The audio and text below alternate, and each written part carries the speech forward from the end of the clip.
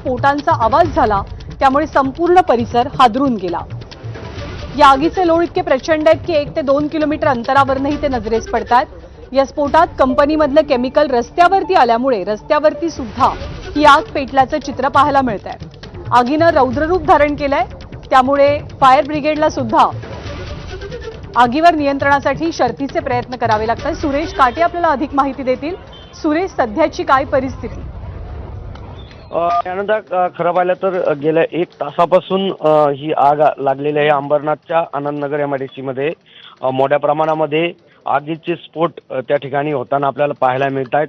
ते केमिकल रस्त्यावरती देखील मोठ्या प्रमाणात पसरल्यामुळे कामगारांची धावपळ होताना देखील काही व्हिडिओ समोर आलेले आहेत। त्यामुळे आता सध्या अग्निशमन दलाच्या 5 ते 6 गाड्या ज्या आहेत घटनास्थळी दाखल झालेल्या आहेत। आगीवरती नियंत्रण मिळवण्याचं काम सुरू आहे, मात्र आग विझवण्यासाठी देखील अग्निशमन दलाच्या जवानांना कसरत करावी लागत आहे, कारण की आग मोठ्या प्रमाणात आहे, मोठा स्फोट देखील होत आहे। त्यामुळे आग नियंत्रणात आणण्यासाठी प्रयत्न सुरू आहेत आणि परिसरामध्ये मोठी धावपळ उडालेली आहे।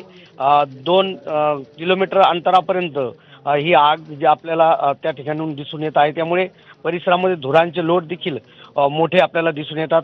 आगीवर कसं नियंत्रण मिळतं यासाठी अग्निशमन दलाचा मोठ्या प्रमाणात प्रयत्न सुरू आहे, मात्र परिसर जो आहे तो पूर्ण हादरून गेल्यामुळे नागरिकांमध्ये भीतीचं वातावरण निर्माण झालेलं आहे। ज्ञानदा, हो, सुरेश, ताजी माहिती जाणून घेत राहू। तुर्तास धन्यवाद या सगळ्या अपडेट्स बद्दल।